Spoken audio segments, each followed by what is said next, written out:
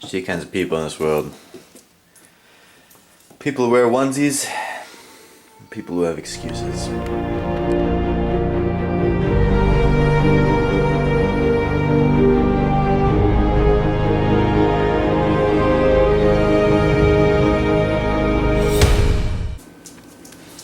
Hey, stop that. That's dog food.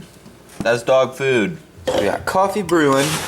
And I guess I'm gonna try to make some Froyo, or protein Froyo. That's pretty much just protein powder, frozen berries, splash milk, maybe some ice, and we'll see how that turns out. Of course we're gonna be adding peanut butter. How could I forget?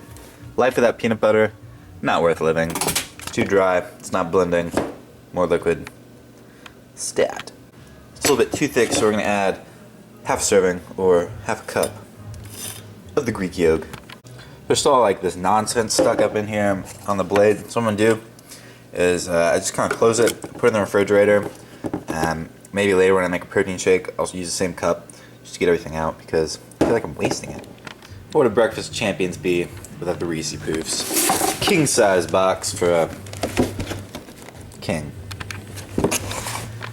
And my morning cup of coffee. In case you're wondering, I do not mix anything in it because I like my coffee like I like my women. Hot. I'm also gonna have a liter of water and my vitamins for the day. Tyler, what kind of vitamins are you taking? Well, I'm glad you asked. Some fish oil, glucosamine, and a daily vitamin. Keep me moving. Yeah, my hair is just on point right now. Damn. I'm probably just gonna knock out some homework before anything else. It's really freaking pisses me off. Online classes, and you have to buy a book because you have to have an access code. So you can't get a discount on it, so you have to pay $80 just for the access code. An online book. Freaking devious. I hate it. And then you get charged $50 for an off-campus fee for an online class. Here's a pro tip. Always, no matter what you're buying online, Google it and coupon code or promo code, because chances are you'll get at least 5 to 10% off, except when you're buying textbooks, in which case you will never get any money off. Counting is not my forte. What are you doing?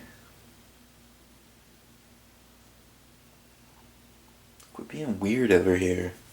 I don't like it. I was gonna wait till after I finish my homework, but it's taking forever.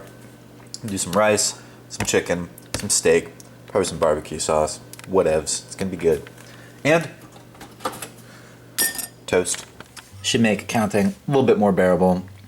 It would help if each question wasn't like a billion parts each.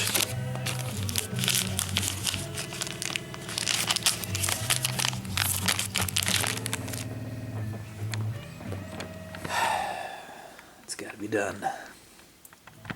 So you run just like a lap around the block, warm up the old knees, because otherwise they hurt because I've been sitting all day. Oh. My first set of squats, no it's not. This is my first film warm-up set. What am I thinking? And I kind of set up a little bit too wide. It was kind of uncomfortable for me, so I don't know if you can see a difference, but it definitely didn't feel comfortable. And then this next set, I set up too narrow because I tried to overcompensate. Well, actually, I tried to compensate, and I ended up overcompensating. No one tries to overcompensate. And, I mean, it was just like barely too narrow, like half an inch or an inch. And it's incredible that that little amount of distance can make a difference. But, you know, they say every inch counts. My first belted set of 315, and I was feeling pretty good today, feeling like I was going to lift some heavy weight. Belt has finally been broken in. It has that beautiful oval shape. I'm a little bit slow out of the hole, but you know what? That's okay.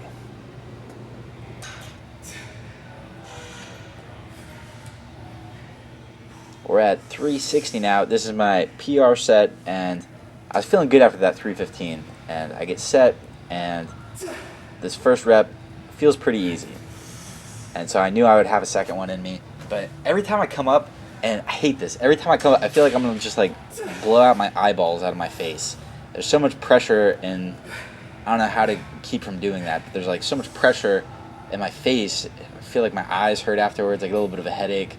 I don't know. Anyways, third rep that I didn't plan on, but felt good. I thought about doing a fourth, and I decided not to risk it because I didn't want to go for one that was going to be sloppy. You can see I almost started crying. Not really. But later when I watched back the footage, I said, you know what, it's probably a good thing I didn't go for a fourth because it was really wobbly there. And these deadlifts today, they just didn't feel right. Doing working sets is such this light weight. I don't know, I wasn't very explosive, but my quads were destroyed. I mean, I felt like somebody just punched me in the legs repeatedly for no reason, except to make them massive. But the deadlifts, I don't know. I got them, but they just not powerful. No power thrust.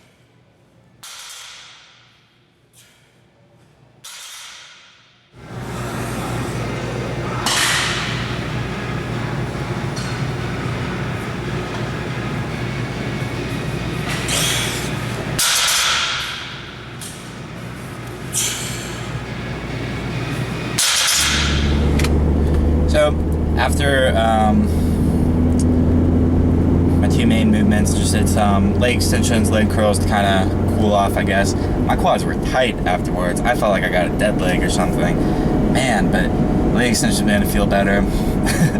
Right as I was leaving, I drive a V6 Mustang. It's nothing special. Right as I'm leaving, this girl pulls up in a 5.0, and it sounded incredible. Pulled up, it's rumbling, she looks over at me, I kind of look at her, we both look at my car, and I was like, please go inside before I have to start this. This is embarrassing. Hashtag inadequacies. Hashtag undercompensation. It's like they say, it's what's on the inside that counts. So it's not about the size of the wheels on the outside, it's about the size of the wheels you got going on inside, if you know what I'm saying. Hashtag hamhocks. Alright, so today is the last day of PR week, and it's time for the big mama of all lifts, the deadlift. It's gonna be good. 515 today, and when I pulled 500 for my first time, I'll admit, I was a little scared of the weight, and that's probably why I failed the first time I did it. But last week when I pulled 500 for 2, which you saw, I don't know, I feel like this is gonna be no problem. Like, part of me thinks I'm going to be able to squeeze out 2, and that might not be true, but I'm at least going to get 1, no problem. I mean, when I pulled 500 for 2, that was like such a big confidence boost for me, because it was like, okay, this is a big number, and I just did it. And everything before that was just like, it was in the 400, so irrelevant, but now I am ready to lift. And it sucks because today, all day I've been lifting boxes, stacking crates at work, which I was not happy about because I was not supposed to be doing that today, but you know what? You gotta do what you do. I was very excited coming into the gym on this day because I knew I was gonna kill it. 415 came up so easily. All my warm-up sets were just like, they're flawless. I did 135 for 8, 225 for 5, 315 for 3, 365 for 1, 415 for 1, 455 for 1, which you saw there. Quads ablazing. And this was it. I checked back on my training log afterwards. I was only supposed to pull 510, and that made me feel even better about myself. And I just knew it was meant to be. This came up so easy. It was nothing.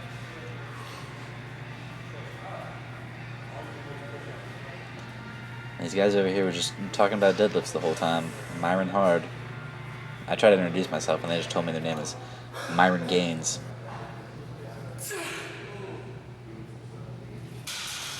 So you moved on to some pause squats after that, and this is my attempt at high bar, and it doesn't look like high bar, probably because it's not high bar.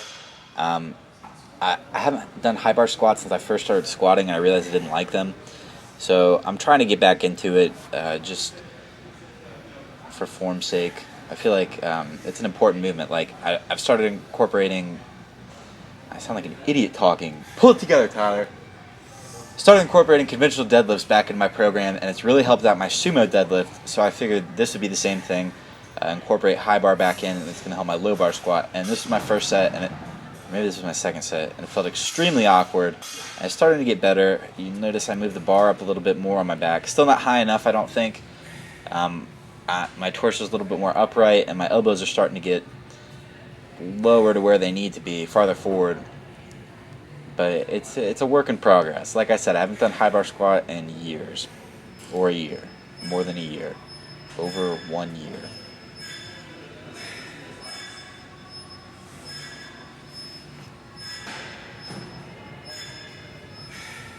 And at this point, we've been in the gym we're working on 2 hours at this point.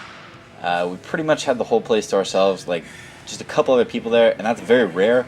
So we kind of just enjoyed it, screwed around a little bit, had some fun, and now we moved on to some front squats. And this is another thing I haven't done in a while, and I don't think I've been doing enough, and I can tell I haven't been doing enough because they were hard. And they were really hard, and I used to be good at these. I used to knock out 185 for like 12 reps, and this left me winded. So these are definitely coming back in my program at the beginning of my next training cycle. I think I'm going to take a little deload this next week. Just do like a lot of control stuff, pause movements, that sort of thing, just to give myself a little bit of a break because I PR'd a lot and it feels good. I PR'd so hard. 225. And Joe pointed out to me, I'm shaking my head at the beginning. It looks like I'm just shaking off the demons. No. Because I don't want to do front squats.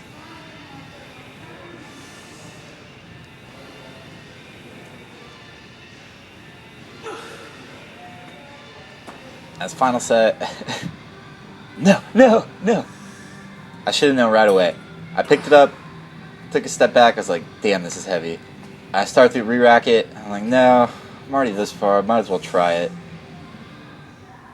Get down, wasn't happening. Not happening. Don't forget, if you like the video, If you want to see more, subscribe. Peace!